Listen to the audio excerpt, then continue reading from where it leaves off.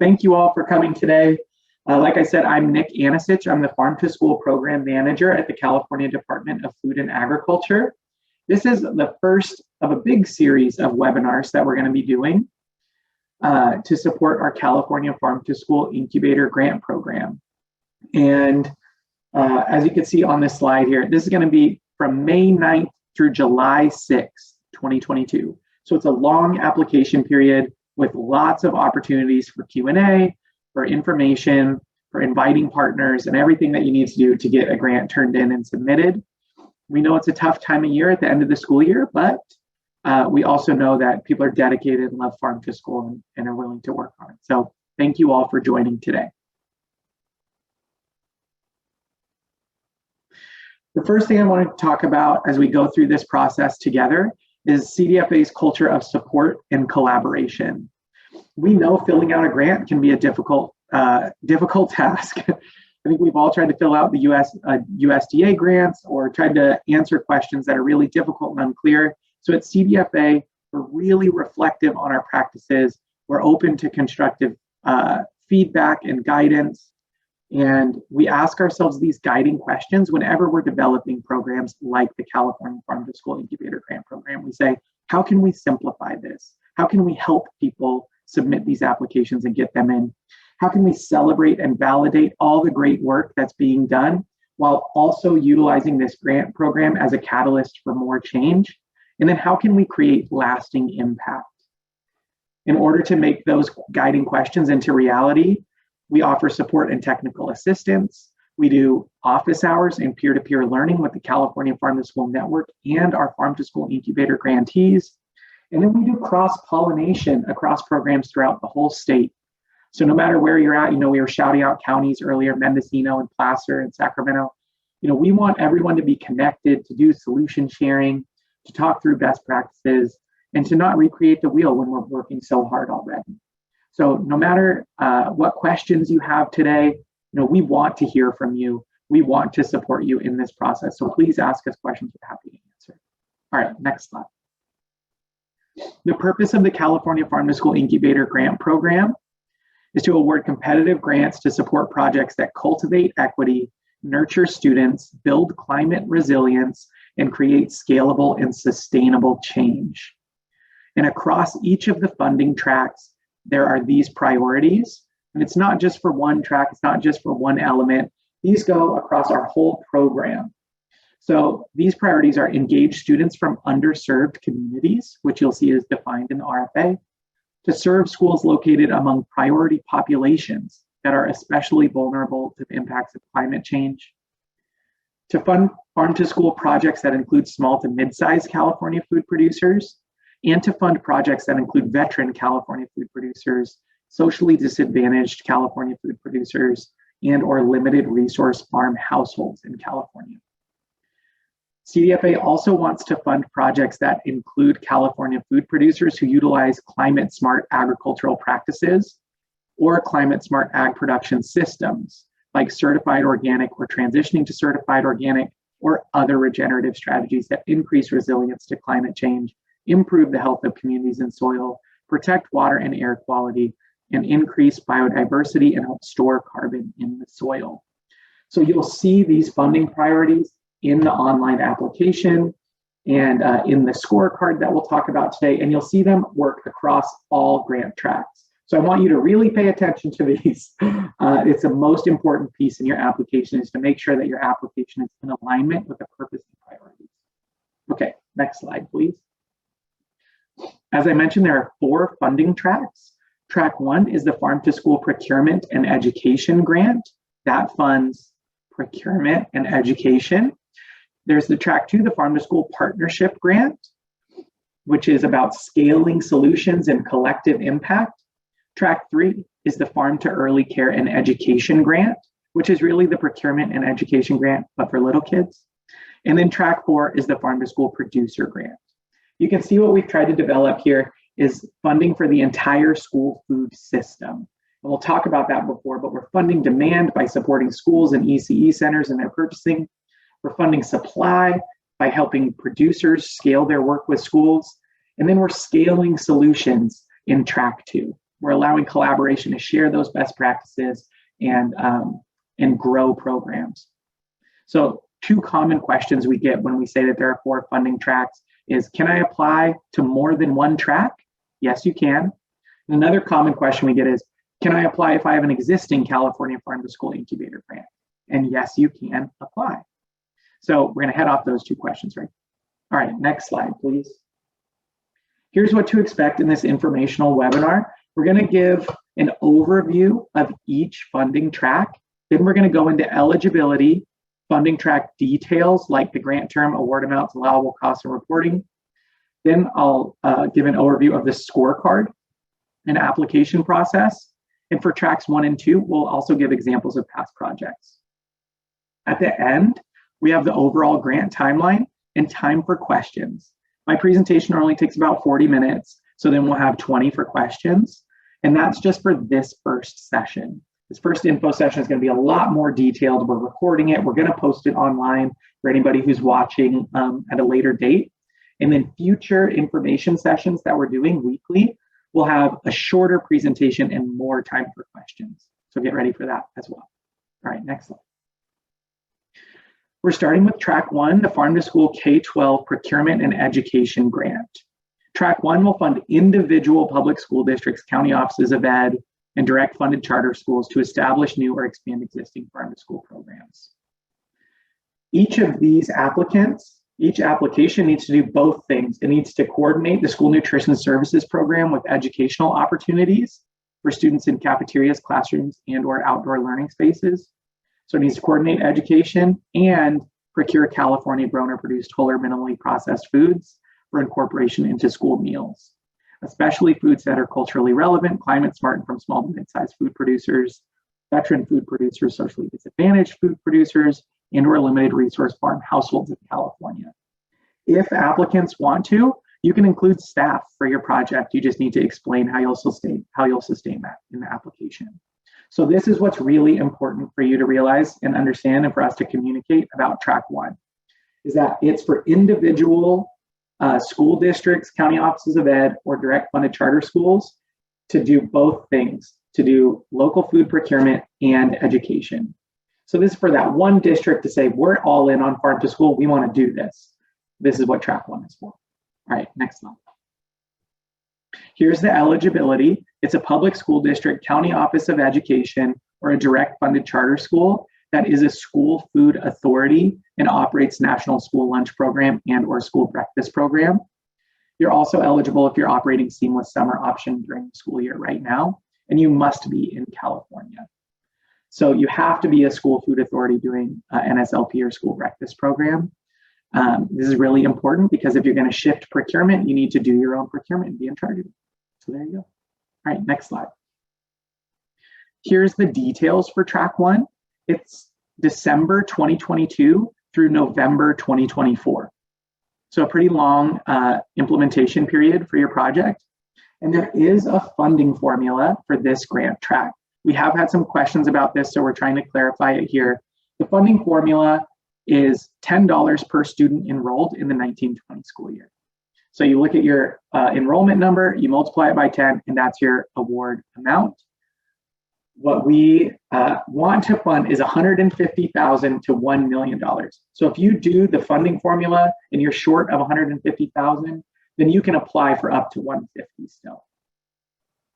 So what the application is $150K to $1 million. But if you want less, you can ask for less. That's really what it is. So do the formula in WiseHive, figure out what your number is. If you have questions, please just ask. For allowable costs, it's anything you need to buy whole or minimally processed California grown foods and educate students about it. So do you need money spent on food? That is allowable in track 1. Do you need to spend funds on infrastructure, equipment, materials, supplies, or education stuff, school kitchen stuff? Yes, that's allowable. You need to fund staff? That's allowable. We also allow grantees to use funds for labor for procuring, processing, and serving California grown foods, as well as travel to go visit farms and see what they have. We allow funds to be spent on contractors and on an indirect rate up to 30%. which is new. For reporting, so that you know what you'll experience if you receive a grant, there's a pre-survey that you'll submit, as well as a final interview. There's also regular financial reporting to track your purchases and other spending on the grant. And then there's quarterly check-ins. So we ask what's working, how can we help, what kind of impacts are you making? Then you'll have to coordinate with our external grant reviewers as well. Okay, next slide, please. Here is the scorecard for track 1. You'll see that there's a number of categories here that are not scored. Those are just mandatory. You have to fill them out so we can get your information and have all the info we need in order to score your app. So that's eligibility, your project title and summary, the total dollar amount requested, your project reporting and evaluation, you agreeing to do that, and then your letters of support. You have to submit those in order to be able to submit your application. The scoring categories, you'll see that the highest scoring category is community need, and that's 40 out of 100 points. And that section includes points for engaging students from underserved communities, for serving schools located among priority populations, and for the specific data that we request in the online application. So that's really about who are you serving with your application. The next important scoring category to see is healthy, equitable, resilient food system, which is 20 points. So you'll see that 60 out of 100 points, when you combine those two categories, it's over half the points. And that healthy, equitable, resilient food system includes points for including small to mid-sized producers in your application, for including veteran food producers, socially disadvantaged producers, and or limited resource farm households. And then also including producers who utilize climate smart ag practices and production systems. So 40 points for who you're serving, 20 points for how your project is helping create a more equitable and healthy and resilient food system. There's also 25 points on the scorecard for your project description, which is what you're going to do. And then 3 points for your history and motivation. So why are you doing this work? 2 points for completing information about your project team, and 10 points for your budget and sustainability plan. So you'll see templates for both of those things on our website that go along with the application online. So that's the scorecard. We went a little bit out of order from biggest to smallest categories, but please just note, these funding priorities are carrying throughout your project application, and they're represented here in the scorecard. Community need and healthy, equitable food systems are both project priorities. So as you're filling out your application, make sure you're keeping this scorecard in mind. All right, next slide, please.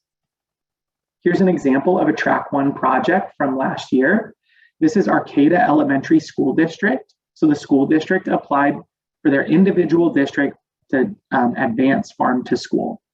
They applied for a minimum award amount last year, which was $20,000. This year, the minimum award amount, like I said, is $150,000. And you can see in their project description how they connected local food procurement and education. So in their project, they built a new school garden and compost area and outdoor classroom. They purchased supplies to support an existing school garden. They hosted volunteer work days and hired a head school gardener. They enrolled interested students in a garden club during the school year and a garden camp during the summer. Then they incorporated the garden into classes, electives, and school clubs. So there's all the education things that they did. That's a lot. They hired staff, they built a new garden, they improved an existing garden. Then, in order to connect education and procurement, they used fresh produce from the gardens and local farms in their cafeteria program. And they used them for taste tests and school meals. So this is really important in track 1. It was the whole school district applying as one. They connected education and procurement in their project. Okay, next slide, please. So this is track 2, the Farm to School Partnerships Grant. Track 2 will fund regional and statewide farm to school partnerships in California to establish new or expand existing farm to school initiatives that do one of the following things: that implement farm to school procurement and or educational strategies as part of a larger regional or statewide food systems development plan. So if you in your region of the state, you have like a North State food system plan that's gonna solve hunger in your community or something like that, and there's a farm to school element of that, You could use track 2 to apply as that collaborative to advance that project. You could also apply in track 2 to increase collaboration and coordination regionally or statewide between California food producers and school nutrition departments. And you could do that to increase procurement of California grown or produced whole or minimally processed foods for incorporation into school meals, especially foods that are culturally relevant, climate smart, and from small to mid-sized food producers, veteran food producers, socially disadvantaged food producers, and limited resource farm households in California. So this is like if you have a regional collaborative, or if there's a group of districts in a co-op or something like that that are all working together. What we're really looking for here is like collective impact, a larger impact than one individual district in track 1. You could also apply to track 2 if you're a nonprofit organization or a supporting organization that's going to provide farm to school procurement and or educational technical assistance or capacity building to support regional or statewide farm to school initiatives. This would be if you're supporting multiple farm to school implementing organizations. So that's like the school food authorities, the public school districts, county offices of ed, or direct funded charter schools. So you could see in track 2, there's options. If you're a collaborative, you can apply. If you're providing technical assistance to school districts that are implementing farm to school, you can apply. Or if you're doing like a regional food system project, you can apply. Whereas track 1 was really about those individual districts advancing farm to school, track 2 is about scaling farm to school, bringing together these food system partners to make a collective impact, to create a new model for what's possible and to start scaling it beyond one district. So if you're thinking of what are the differences really between track 1 and track 2, track 1's for individuals and track 2 is for these larger collective impact projects that involve multiple partners.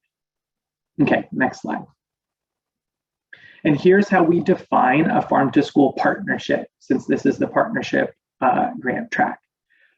Combination number 1 is at least one farm to school support organization and at least one farm to school implementing organization. So if you are not a school food authority, let's say you're an organization that helps schools do school gardens or something like that, you couldn't apply on your own in track 2. You would need to apply in partnership with the school food authority that's implementing those programs on the ground. The other option is if you have 2 farm to school implementing organizations. So that would be if you have like 2 school food authorities applying together. We have the definitions here for support organization and an implementing organization. And a farm to school implementing organization is a public school district, county office of ed, or direct funded charter school in California.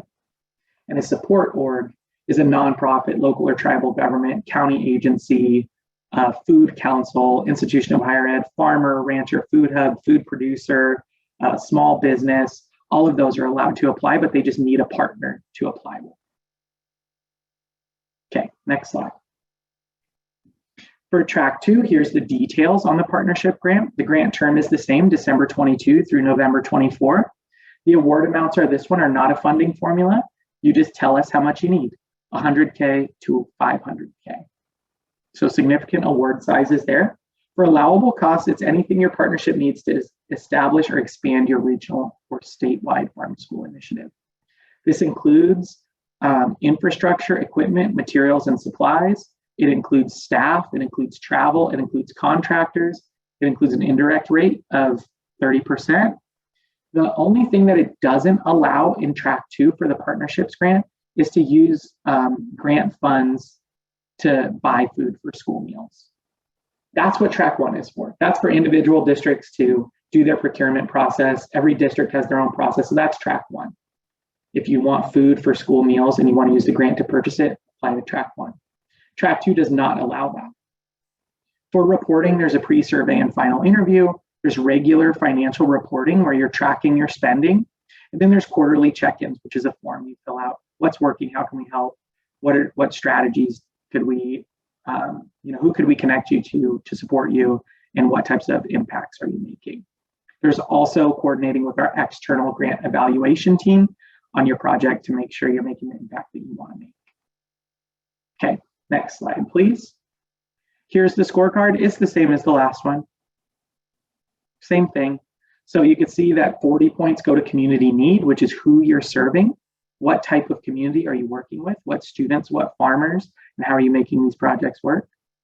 There's 20 points for healthy, equitable, resilient food system. So who are you partnering with? Not only who are you serving, but who are you partnering with and how are you making change in the school food system? 25 points for your project description to tell us what you're going to do.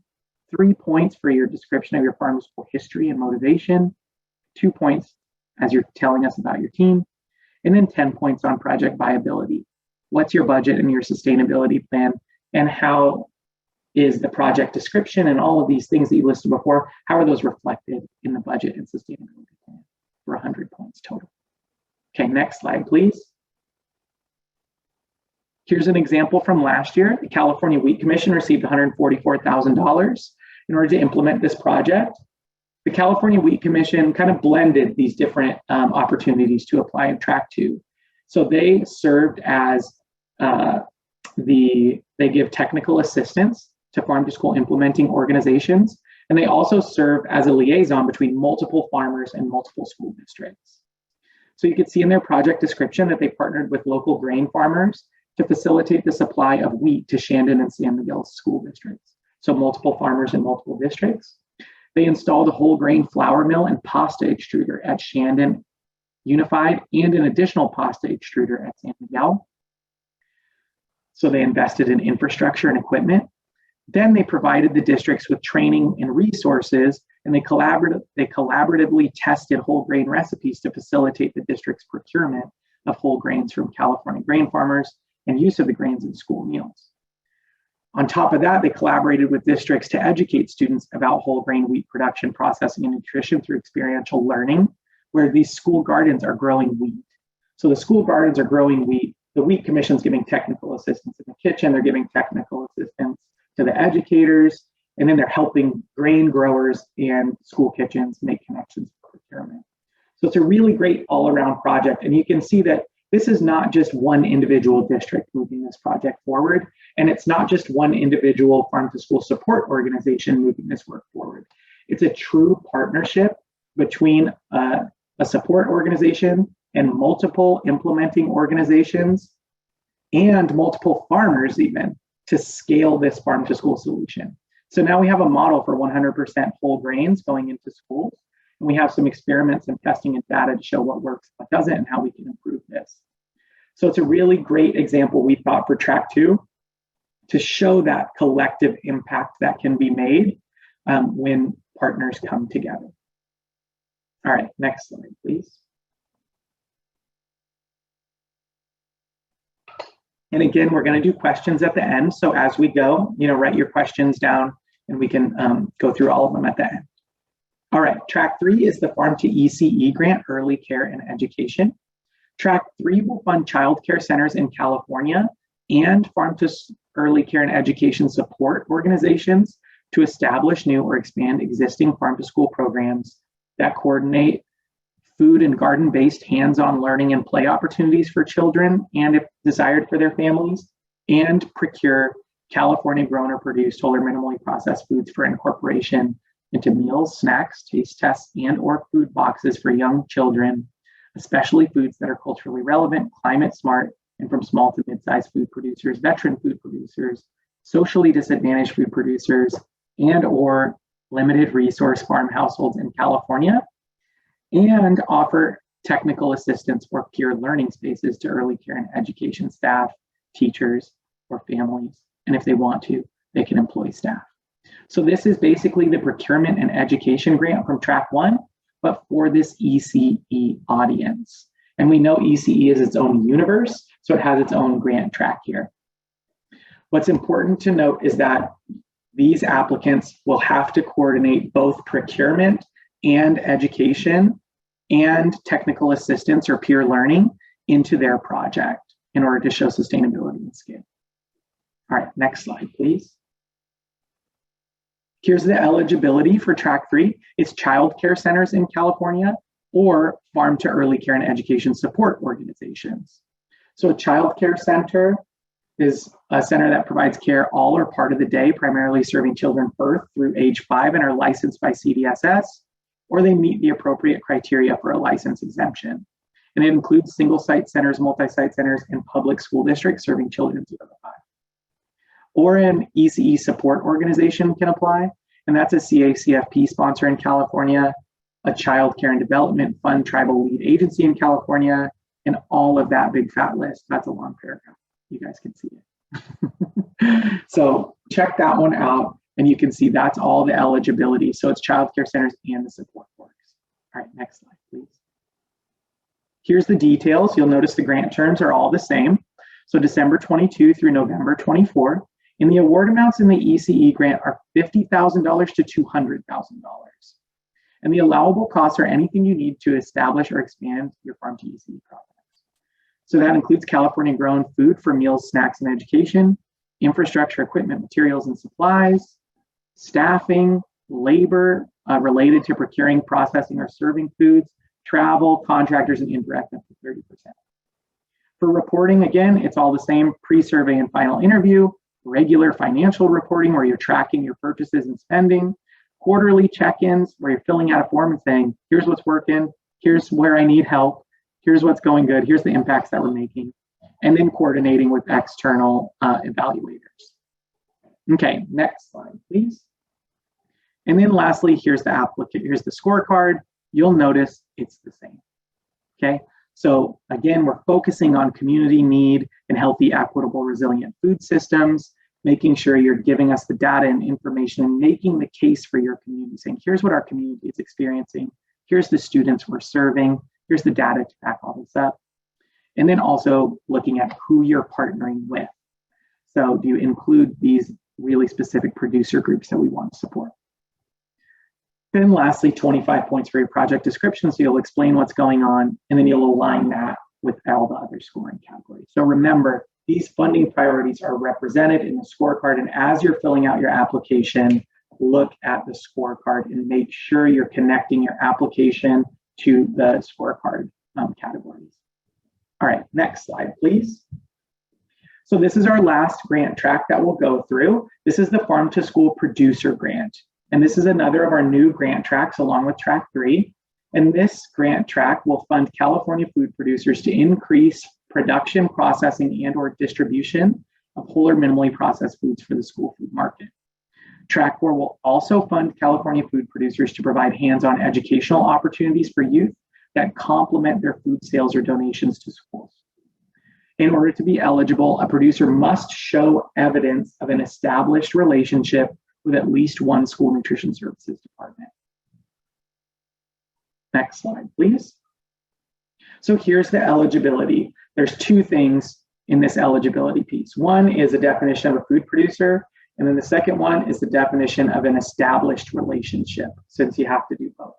So a food producer is a person, group of individuals, nonprofit organization, tribe or tribal government entity that leases, rents, or owns land in California and cultivates crops, raises livestock, and or uses indigenous food production practices on this land. Or they could also be a seafood harvester. We count that too. So that's what a producer is. And then the definition of an established relationship with the school nutrition services department. In the application, you'll have to identify the school that you plan to work with.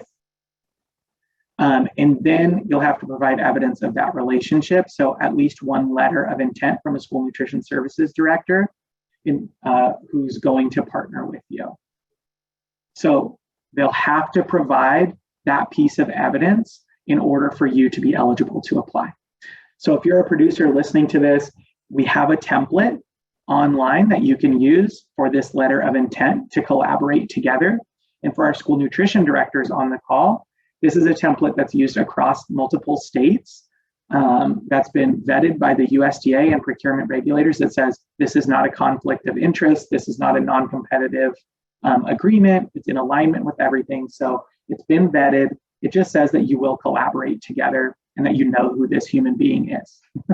For us at the state, we don't know every farmer, we don't know every school. So this letter of intent is just to show that you know who this person is, that they're applying with you on board and they're not just making it up.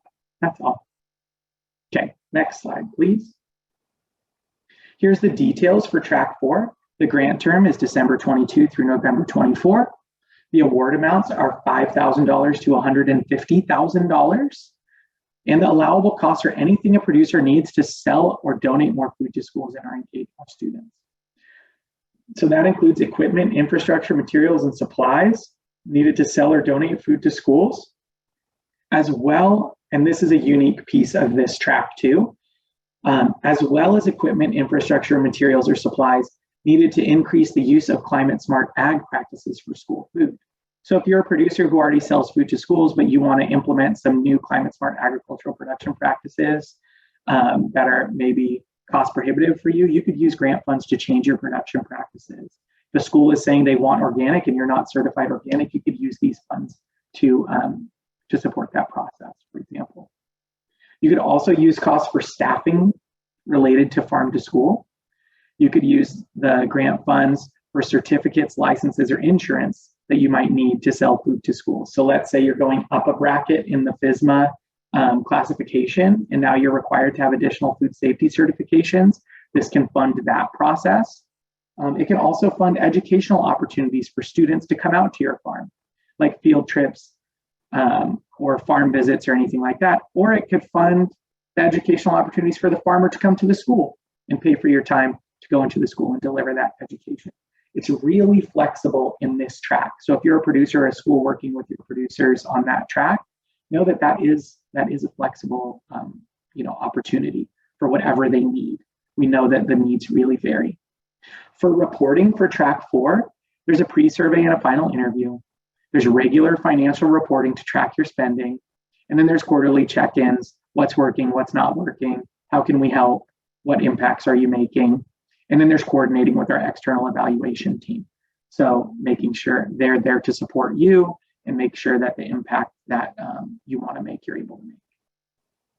Okay, next slide, please. All right, here's the scorecard, and this scorecard is different. And this one is only 55 points. And you can see that the highest scoring category on this one is healthy, equitable, resilient food system.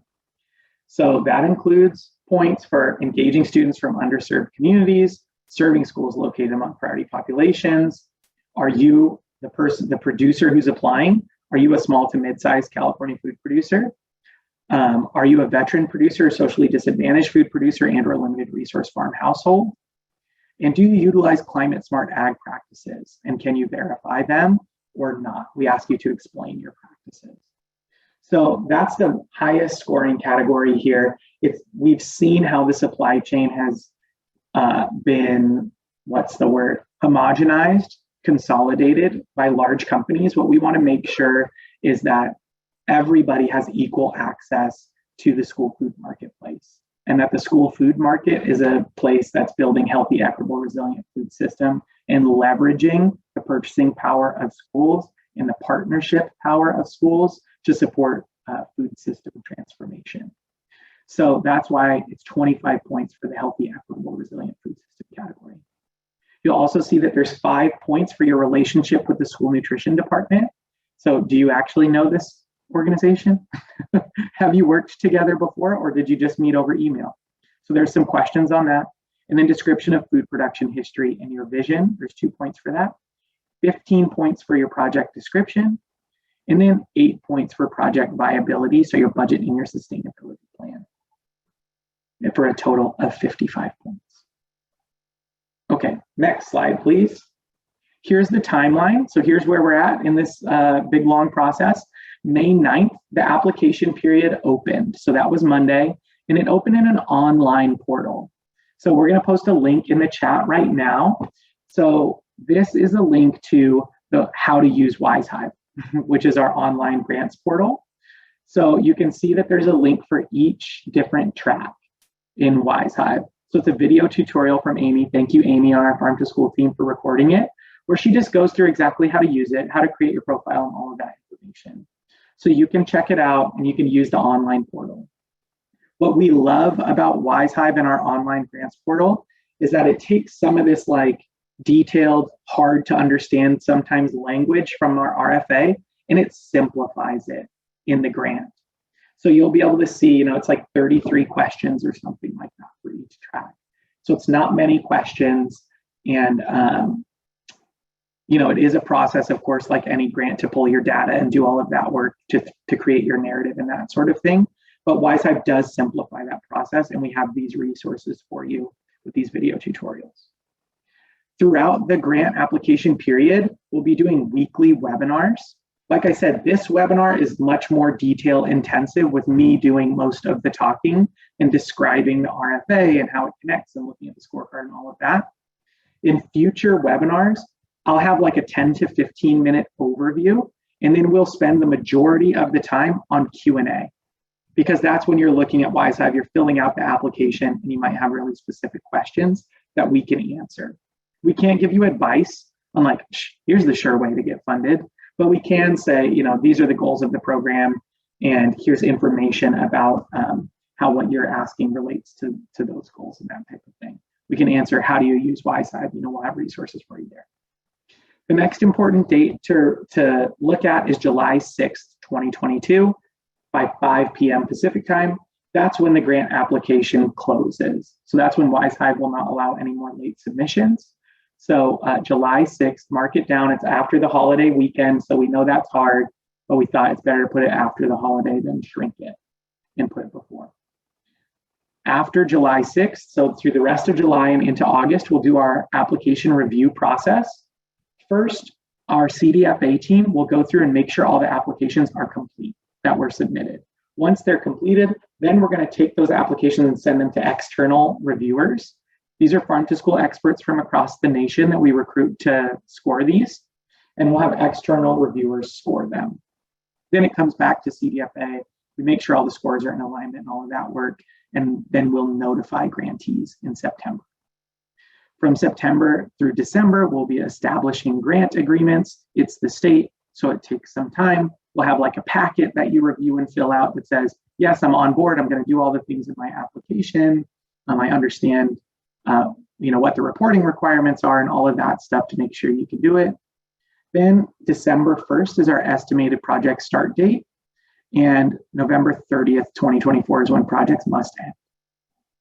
So that's our timeline. Okay, next slide, please. All right, so we're into questions, which is great. That was a lot of talking. So for the questions, what we'd like you to do is use the raise hand feature on the, I don't know, what do you call that? On the Zoom bar at the bottom under reactions. So if you click on reactions, you can click raise hand there to raise your hand, and that's how we'll know you have a question. I'm going to go through just everyone who has their hand up. I'm going to stay on until they're all answered. And if you're not able to stay on, or if we're not getting to your question, we recommend that you put it in the, you email it to us. And we have this website here, or this email address here. It says send written questions to cafarmtoschool@cdfa.ca.gov. So if you aren't sure about your question, or if you're still formulating your question or whatever, you can email us there, and we have the dates of when we'll respond as well on there. So you can always send them over email. I almost said, okay, are there any questions? But I see Hannah's hand is up right now. Okay, and Hannah, take it away. What's your question? And you're gonna have to unmute yourself too. Okay, can you guys hear me? We can hear you. Okay, I also put these in the chat in case you wanted to just like tell me to come back and talk to you at another time. But yeah, so I'm thinking what we would be looking to do would be pretty similar to the wheat wheat commission example you provided, in that it would be kind of a hybrid of a couple of the tracks. Mm-hmm. And so I guess just the first question relates to if we are trying to provide direct funding to producers for machinery or other practice implementation related costs, and trying to work on building out the partnerships with schools among growers and RCDs and whatnot. Do you want those to be cross-referenced in those two proposals? Like, should we have a name that sort of carries over to two proposals, or any advice you have on that would be cool. Yeah, of course. Well, thank you, Hannah, and what an exciting project that sounds like. So what we would recommend is that if you have these two proposals, I would make them independent proposals. So that would mean like if one of them gets funded and the other one doesn't, that you'll still have success in that space, if that makes sense. Okay.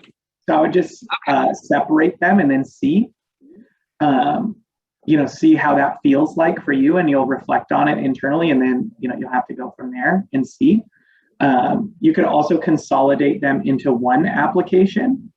And what I'll suggest is just look at the scorecard and say, okay, if they're separate, how does this look on the scorecard to us? And if they're combined into one, how does this look on the scorecard, and can we make the impact we want to make? So that's really up to you at that point. Okay, that's helpful.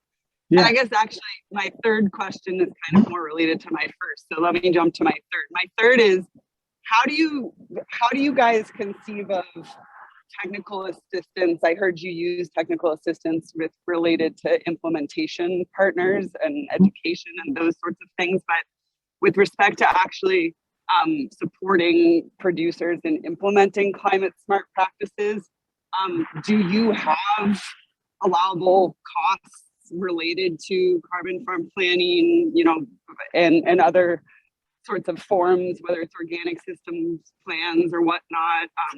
Could we use program dollars for that? Great question. Yes, you could. So let's say that you have a bunch of farms that are selling to schools and they want to develop carbon farm plans because they're focused on those future generations. That's why they sell to schools, for whatever reason they want to do it. Yes, they could apply. The key is just to make sure that there's that strong connection to school nutrition as well. So there has to be both, right? Because otherwise it's a healthy soils grant through CDFA or something else. So that it's really important that there is that farm to school connection. And, you'll have to explain, of course, in the application and your project description, why you want to use the funds that way and what impact that will make, but that would be allowable. Okay, great. And then, so sorry to everybody else, but just really quickly. You're going to stay on the whole time, anyone with your hand up. Yeah. Okay. My middle question was just what about just the per student cost of food? Sort of our biggest fear, I think, is we invest all this money and we get, farmers who have already gotten on the train, super duper sustainable, and everything's going great, but they can't find buyers that can actually buy at a price that keeps them viable. So I'm not seeing anything about this program kind of moving the needle on that, but I wonder if you could speak to kind of indirect ways that this program might be able to kind of support long-term viability or sustainability of purchasing. Yeah, for sure. So, this is a great question. This is at the crux, when I said at the beginning that we have these guiding questions for us, and how do we create scalable and lasting change in the school food system? In schools, now that California has universally free meals, we're seeing that the school districts that are serving high quality meals and really great, delicious meals are getting higher participation rates from students. And with those higher participation rates, then the school has increased revenue and an increased budget. And then they're able to reinvest that budget into the quality of food and quality of meal that they're serving. And throughout the Farm to School Network and throughout California, we have school districts all across the state that are able to invest significant dollars in local foods, and especially local and climate smart foods. So that's one piece.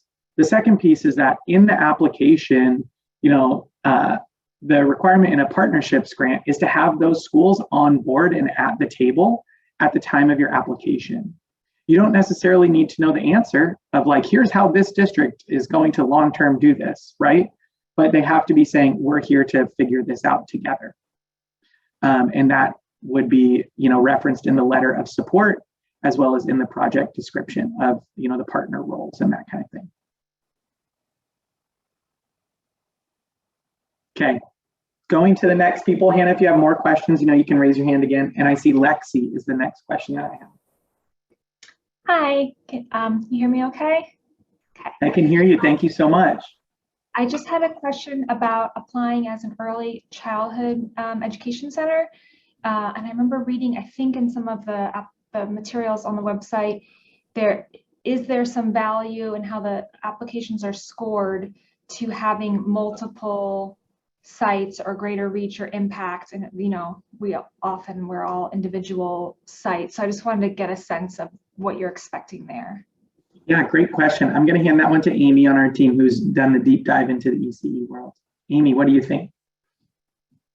Sure. Hi, Lexi. That's a great question.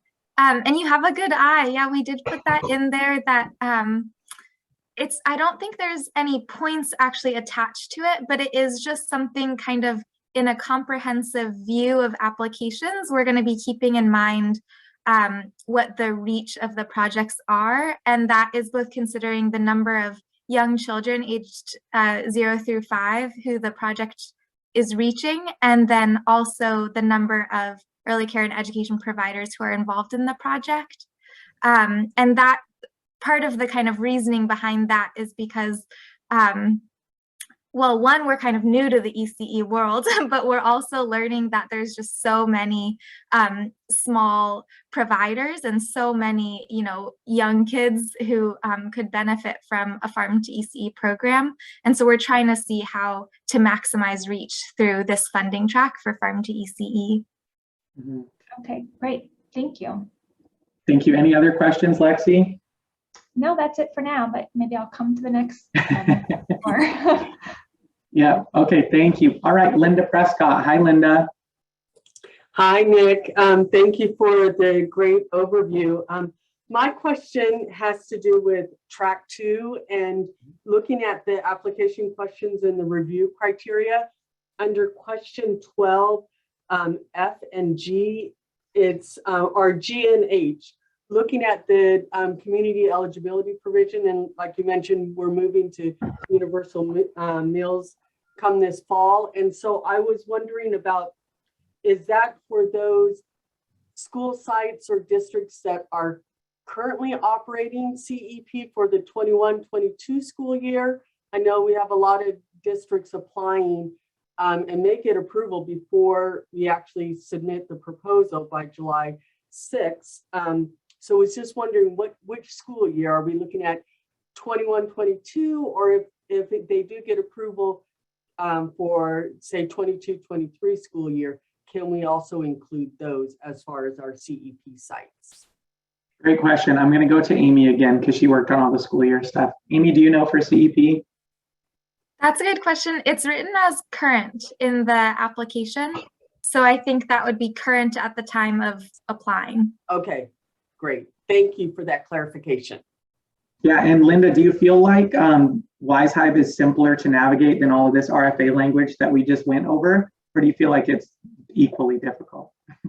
I like WiseHive. I find that it's pretty easy to navigate. Yeah. Okay. Well, let us know if you have other questions. Thank you, Linda. Thank you. Okay. All right. And Pauline, I have you next with your hand up. I know this may sound like a silly question as regards to ECE, and we did say that this is licensed child care centers, not licensed family child care homes, correct? Okay, we're good to go. We have state preschools, so that works.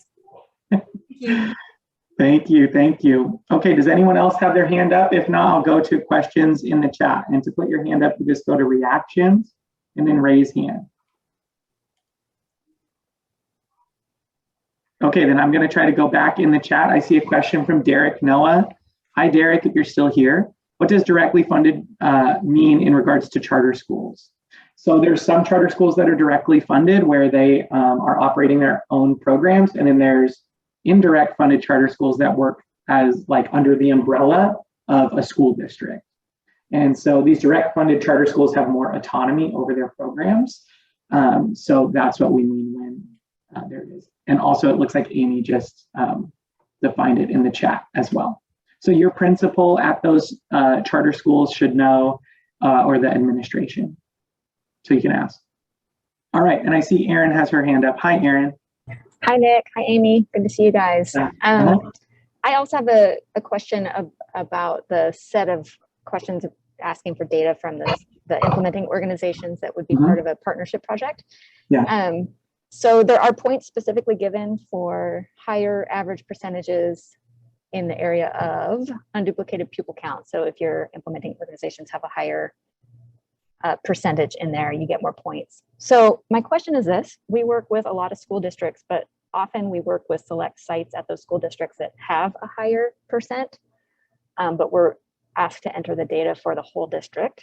Mm-hmm. So is there any way that we can address that in the application that would allow us, it feels weird. It's like we're scrounging for points based on how needy the school is, which feels really weird, but we're targeting these schools on purpose with our programs for that reason. And then if we average it across the district, that's not being represented. So any thoughts on that?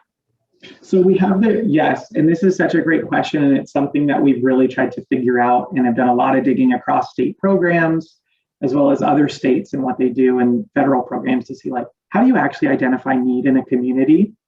And so there's two kind of sections in community need. The first one is all of those data points, like we said, but then there's also this question on making the case for your community, where you can introduce us to your community, talk about what they're experiencing, and kind of tell the story of what people in your community are experiencing. So Amy, if you know which question number that is, we can put that in the chat as well. But there is that question where you can explain it. So I would just say explain it in that community needs section, and you can make up points there, as well as, hammering it home in your description, and you can make up points there as well. Okay, perfect. Thank you. Okay, other questions? I'm going to go back in the chat. I need to make the chat a lot bigger so that I could see it.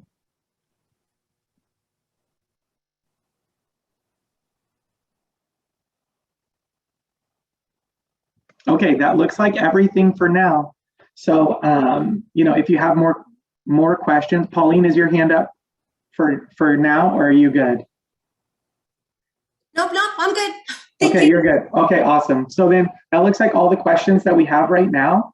Please, if you have additional questions, reach out to us. We have send written comments here to cafarmtoschool@cdfa.ca.gov to that email address.